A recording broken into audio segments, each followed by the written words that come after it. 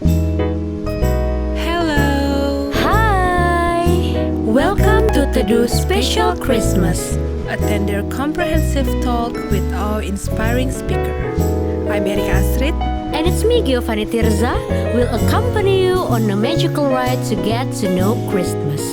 Grab your hot chocolate, Sit around the Christmas tree relax and listen. because good discussion happens in Teduh. Halo semua. Hai! Saya Erika Astrid. And it's me, Giovanni Tirza, Selamat datang di Teduh. teman dialog solo. Wah, Tirsa. Selamat datang kembali di Teduh Special Christmas kali Special ini. Christmas. Ya. Ini udah episode yang kedua. Dan kita hari ini bakal bahas apa sih, Erika? Kalau yang kemarin kan kita udah bahas tentang sejarah Natal. Iya. Yang ini kita bakal bahas apa? Kali ini kita akan membahas perkembangan. Yes, karena nggak afdol ya kalau udah ngulik sejarahnya, Mm-mm. terus kita nggak lihat bagaimana perkembangannya. Betul sekali. Jadi kita bakal bahas dengan tema Christmas Around the World. Betul sekali. Dan kita ditemani dengan siapa, Erika, Iya, hari ini? kita tidak sendiri hari ini. Tirsa. Tentunya.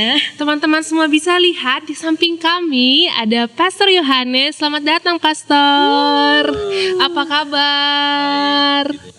Puji Tuhan, Pastor, terima kasih sudah mau datang di Teduh Podcast. Ya, puji Tuhan. Dan kita hari ini bakalan bahas tentang perkembangan Natal. Iya, ditemani sama Pastor Yohanes. Tentunya. Iya. Tapi sebelum itu, Tirsa, kita mau kenal lebih dalam dulu dengan Pastor Yohanes. Jadi, Pastor boleh perkenalkan diri ke penonton. Baik, ya shalom pemirsa yang dikasih oleh Tuhan. Hari ini saya puji Tuhan dapat kesempatan untuk bergabung bersama tim yang ada. Dan saat ini saya memperkenalkan nama saya Yohanes Supianto Yaputra. Saat ini saya dipercayakan untuk mengembalakan juga di salah satu gereja cabang di Gereja Yesus Hidup Sejati Makassar. Kami berada di satu lokasi di wilayah Boulevard. Ya, jadi seperti itu. Oh iya. Jadi kesibukannya belakangan ini apa, Pastor? Tentunya kebanyakan pelayanan jemaat. Jadi urusan baptisan, urusan konseling, urusan pernikahan, kematian. Semua sama lebih Pastor. berarti lebih ke pastoral ya? Iya, Iya. pastoral benar. Wah, gitu guys. Jadi ini adalah Pastor Yohanes Yaputra. Iya. Hari ini Pastor akan temenin kita ngobrol banyak tentang perkembangan Natal. Jadi semua pasti sudah tahu dong kalau Natal itu adalah hari kelahiran Yesus Kristus. Tapi karena kemarin kita udah ngulik di sejarah Natal, kita banyak tahu kalau sebenarnya udah banyak perkembangan kalau kayaknya sudah tidak ke Yesus Kristusnya deh, tidak ke hari kelahirannya, tapi Ya. lebih ke perayaan. Mungkin adik-adik di rumah kayak, kalau Natal ada Santa Claus, kalau Iya, Natal banyak yang bawa hadiah. Yes, bawa hadiah, reindeer dan lain sebagainya. Bahkan lagu-lagu sekarang Erika, lagu Natal itu lebih banyak tentang Santa Clausnya gitu betul kan. sekali. Nah, jadi kita mau tanya nih, Pastor, sejak Iya. kapan sih sebenarnya ada karakter Santa Claus. atau Sinterklas? Iya, Santa Claus punya banyak sebutan yang berbeda-beda. Kadang ada orang yang menyebutnya Sinterklas, ada yang menyebutnya Saint Nicholas, ada yang menyebutnya Kris Kringle, ada yang menyebutnya Father Christmas, atau kerap juga mendapat panggilan singkat seperti Santa. Ya. Nah, orang mungkin mengira bahwa Sinterklas atau Santa Claus ini datang dari kutub utara. Padahal kalau mau kita lihat ternyata berasal dari wilayah Eropa, masyarakat Eropa. Sosok ini sebenarnya merupakan legenda dalam cerita rakyat bagi sebagian besar masyarakat Eropa. Nah, Santa Claus berasal dari Myra. Ia menjadi inspirasi utama untuk figur orang Kristen tentang Sinterklas. Dia adalah uskup Myra di Lycia pada abad keempat. Nicholas terkenal untuk kebaikannya, suka memberi hadiah kepada orang-orang, bahkan orang yang tidak mampu sekalipun. Dia sangat religius dari awal umurnya dan mencurahkan hidupnya untuk kekristenan. Di Eropa, lebih tepatnya di daerah Belanda, Belgia, Austria, Jerman, dia digambarkan sebagai uskup yang berjanggut dengan jubah resmi relik dari Santo Nicholas dikirim ke Bari di daerah Italia Selatan oleh beberapa pedagang Italia. Nah, sebuah basilika yang dibangun tahun 1087 untuk memberi mereka rumah dan menjadi daerah ziarah saat itu. Oh ya, jadi sangat banyak ya sebutan untuk Santa Claus itu sendiri. Dan kayaknya real banget karena kan kita selalu tahu dia adanya di North Pole. Iya. Kalau Santa itu pasti identiknya dengan ya di Kutub Utara kayak tadi Pastor bilang. Iya. Padahal itu juga salah satu dari ini Katolik ya, Pastor ya. Oke. Pastor, mengapa rotasi perayaan Natal sekarang berpindah ke Santa Claus? Iya, tahun 1100 Natal telah menjadi perayaan keagamaan terpenting di Eropa. Di banyak negara-negara di Eropa dengan Santo Nicholas sebagai lambang usaha untuk saling memberi. Jadi gambarannya Santa Claus ini adalah seseorang yang suka memberi. Karena itu akhirnya menjadi sebuah ikon, jadi setiap momen Natal selalu dimunculkan Santa Claus-nya. Padahal yang terpenting bukan Santa Claus-nya. Iya, betul. Yang terpenting dari Natal adalah Yesus Kristusnya. Nah itu. Jadi Santa Claus, iya kayak tadi Pastor bilang, Santa Claus itu jadi ikon yang menggambarkan orang yang suka memberi. Kan Tirsa kan? Yes, benar, suka banget memberi karena kita kan identik banget dengan kado. Yang kado. Satu gini loh Erika. Betul. Atau di bawah pohon Natal itu banyak. Banyak banget kado. Itu kan biasa waktu kecil nih Pastor, biasa orang tua yang kayak coba kasih kue di bawah pohon Natal karena biasanya Santanya datang untuk memberi kado. Iya. Ya enggak sih Erika? Nah, Pastor, ngomong-ngomong tentang Santa Claus, berarti kita juga ngomong tentang perayaan Natal di seluruh dunia. Tadi sempat research nih Erika, kalau banyak sekali perayaan-perayaan yang unik di setiap negara. Kalau di Bethlehem katanya ada arak-arakan. Terus kalau di Norway katanya sembunyiin sapu karena sapu itu bawanya bad influence, di hari Natal. Terus di Irak itu orang pegangan tangan sambil nyalain lilin, dan yang paling kayaknya yang kita juga udah ikut itu dari Amerika, tradisinya itu tukar kado. Pasti dong kita selalu tukar kado, sering banget. Itu ternyata tradisi dari Amerika. Nah, dari semua perkembangan yang ada di dunia ini, apakah kita bisa bilang Pastor kalau perayaan Natal ini sebenarnya tidak punya dasar keagamaan yang sah? Iya, kalau melihat hari Natal yang semakin tenar hari-hari ini, apalagi kalau kita melihat sejarah pada masa reformasi, satu kegerakan keagamaan tahun 1500-an, gerakan ini melahirkan agama Protestan. Pada masa reformasi, banyak orang Kristen yang mulai menyebut hari Natal sebagai hari raya orang kafir karena mengikutsertakan kebiasaan yang tanpa dasar keagamaan yang sah. Dalam perkembangannya, budaya perayaan Natal dapat dikatakan tidak memiliki dasar keagamaan yang sah karena adanya kebiasaan-kebiasaan merayakan Natal hari-hari ini. Memang kalau melihat ada hal-hal yang tidak sesuai dengan Bible, firman Tuhan. Jadi bolehlah kalau kita katakan bahwa tidak memiliki dasar keagamaan yang sah. Ya, karena tidak ada dalam Bible. Tidak sesuai dengan apa yang ada di Alkitab. Tidak ada memang di Alkitab. Nah, tapi sama juga sih speaking of perayaan Natal ya Erika. Kayak bisa dilihat sendiri ada pohon Natal. Pasti di rumah juga kayak gitu. Ada hiasan-hiasan, dekorasi, ornamen Natal. Itu ada nggak sih Pastor sebenarnya korelasinya sama makna Natal yang seharusnya ya terimplementasi dalam kehidupan kita? Mungkin kan kalau secara kata-kata, secara verbal itu susah ya Erika untuk kayak ini loh makna Natal. Tapi kan biasa dengan lihat kayak orang lihat salib, oh pasti itu Kristen gitu kan. Apakah hiasan Natal itu ada maknanya? Ya sebenarnya hiasan Natal hanya sebagai bentuk penggambaran sukacita, perayaan. Bila kita merayakan ulang tahun seseorang misalkan, tentunya ada dekorasi, entah itu dekorasi sederhana, entah dekorasi itu mewah, ya pastinya menggambarkan sesuatu sukacita lewat pernak-pernik yang ada. Nah, bila kita merayakan ulang tahun seseorang biasanya seperti itu. Nah, dikaitkan dengan makna Natal seharusnya hiasan atau pernak-pernik itu merupakan satu bentuk sukacita memperingati kelahiran, kehadiran Yesus di dunia ini sebagai Tuhan dan Juru Selamat kita. Oh, berarti kalau sebenarnya kalau ini secara langsung nggak ada ya, cuman karena memang ya orang Ini kalau sebagai lambang ya sukacita, lambang menggambarkan sukacita kesukacitaan. untuk kelahiran Yesus Kristus sendiri Iya. gitu ya. Iya.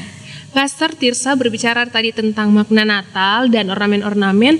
Pastor, biasanya orang Kristen ketika ingin menyambut Natal biasa ada jamuan-jamuan Natal atau tadi dengan seperti mendekor rumah, mendekor Pohon gereja, Natal, pohon yes. Natal. Ya, apakah bagaimana menurut Pastor motivasi utama dari persiapan Natal itu sendiri? Iya, motivasi utama. Iya. Ya, jadi sebenarnya intinya adalah kalau kita bicara Natal, kita harus ingat bahwa sosok Yesus yang harus kita agungkan, yang harus kita puji, yang harus kita Sambut. tinggikan. Nah, banyak orang melakukan hal tersebut. Natal identik dengan baju baru, sepatu baru, dekorasi Natal, dekorasi baru. Iya. Ya, tahun-tahun lalu dengan tahun sekarang berbeda. Beda tuh. Bahkan ada yang merayakan dengan makan enak, makan mewah. Iya. Nah, saya rasa hal itu tidak dapat kita salahkan sebagai ekspresi sukacita, ya kan? Ingin menunjukkan yang ingin menunjukkan satu hal yang istimewa, satu hal yang baik. Nah, itu seperti itu. Berarti apapun yang kita lakukan selama itu baik dan menggambarkan kesukacitaan, kita juga harus tetap ingat bahwa Ya, hal utama senternya adalah Natal. Tuhan Yesus Yes, itu sendiri. harusnya ya. Jadi ya tidak semata-mata kayak kalau Natal itu identiknya dengan pohon Natal. Benar Iya. sih, karena pasti ikonnya nih Natal. Iya. Kalau orang-orang lihat pasti pohon Natal, lampu-lampu dan lain sebagainya. Cuman kita tetap harus paling utama ingat kalau Natal itu all about kelahiran Tuhan Yesus. Betul Gitu ya sekali. Erika ya.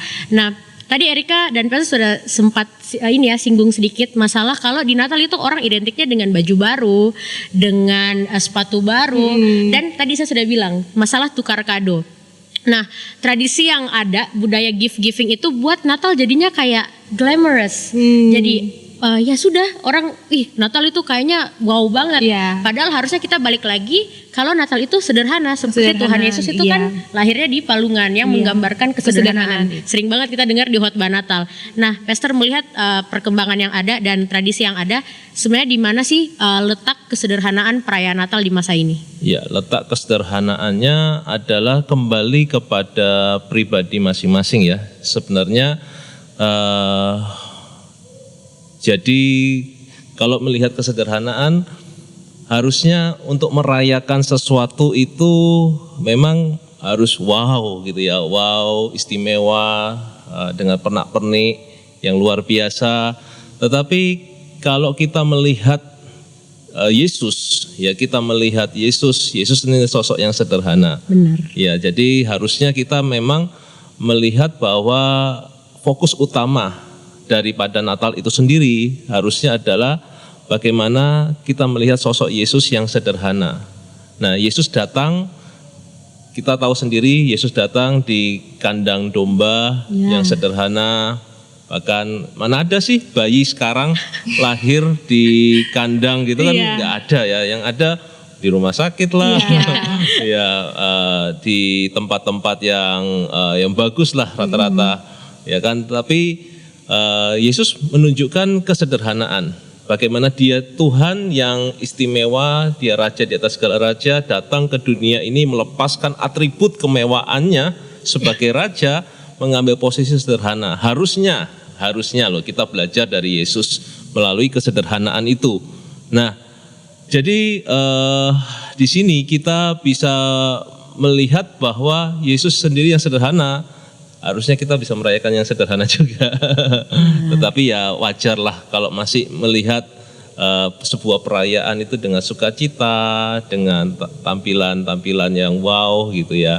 Itu manusianya. Manusiawi ya. Iya. Jadi enggak masalah. Benar sih Erika yang katanya Pastor bilang kalau ya memang namanya juga perayaan pasti megah, pasti wow. Tapi kita harus belajar banyak dari Tuhan Yesus itu sendiri.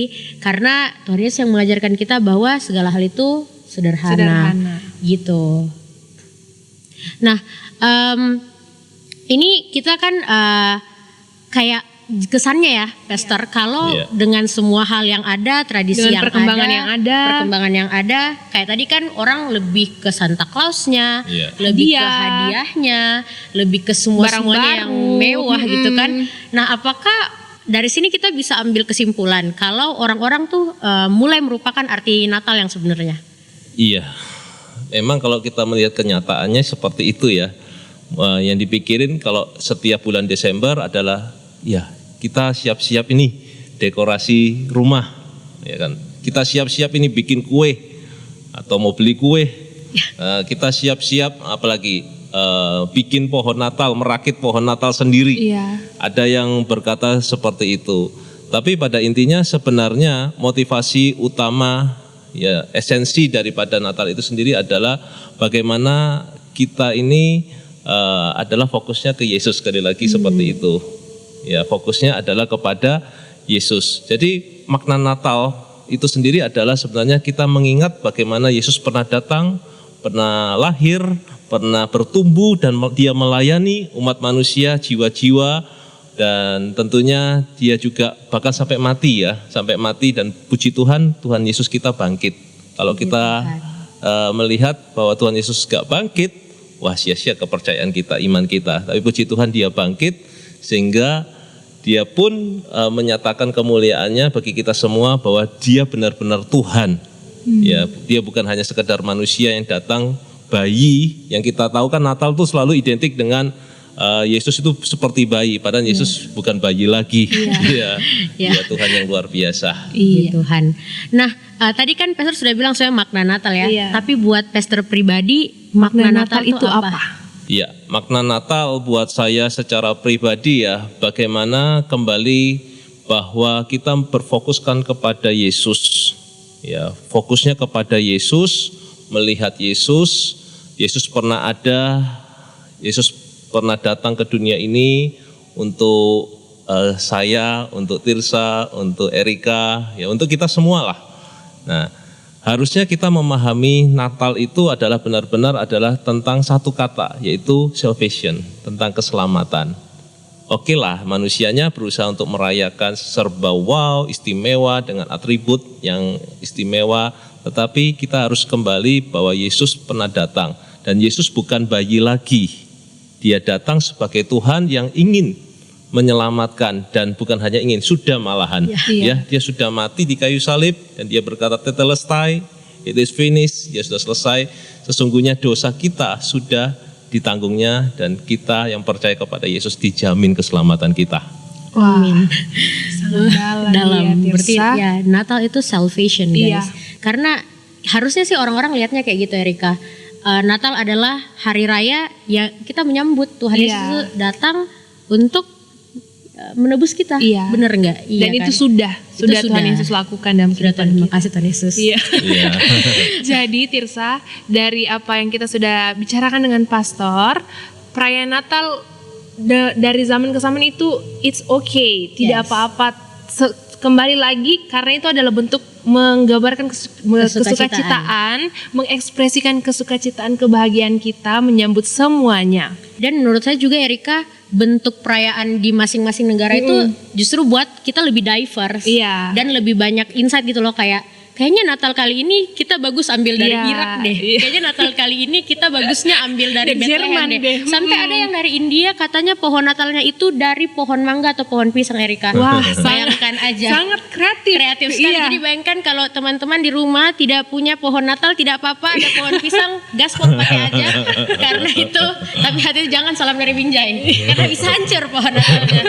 Gak apa-apa. Jadi itu yang buat kita sangat-sangat diverse. Iya. Karena semua negara itu punya bentuk perayaannya Iya. masing-masing. Keunikan masing-masing Yes. dengan sendiri. Dan perkembangannya terus menerus tetap ada. Dan Iya. itu kita harus syukuri, karena kalau tidak ada perkembangan berarti Natalnya mati Iya. dong.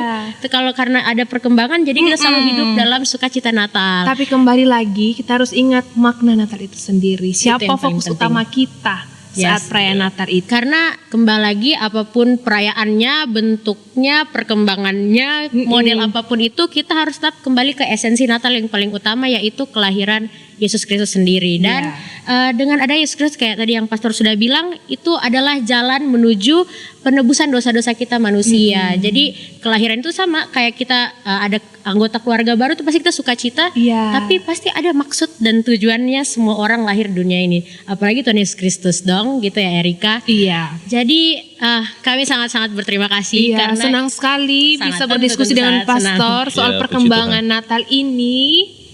dan kami sangat bahagia karena kita banyak sekali nguliknya hari ini. Iya. Dari Sinterklas bayangkan Iya. sampai ke India, sampai kemana-mana. Aduh, banyak banget ya pokoknya. Dari ujung ke ujung kita sangat bahagia. Terima kasih Pastor Iya, untuk Tati. this insightful moment. Iya, terima kasih atas kesediaannya juga sudah mau datang di Teduh spesial Christmas kali. Yes. Terima kasih dan teman-teman, ini remember that we're 1 week away from Christmas. Jadi Can't wait. wow, satu Sebentar minggu lagi. lagi. Ya, satu minggu lagi Erika, oh my god, kita bakal jingle bell bareng gitu kan. Iya. Dan teman-teman seperti biasa jangan lupa Saksikan Teduh. jangan lupa follow, subscribe. Astaga, ini YouTube. Iya. Jangan lupa like, Share. comment, subscribe and turn on your notification bell. Sekali lagi terima kasih Pastor. Yes. Memberkati. Sehat selalu. Thank you. Tuhan Yesus Amin, memberkati amin. pelayanan dan Memberkati keluarganya. Buat Tirsa, Amin. buat Erika juga. Terima kasih Pastor. So teman-teman stay safe and stay healthy. Goodbye. See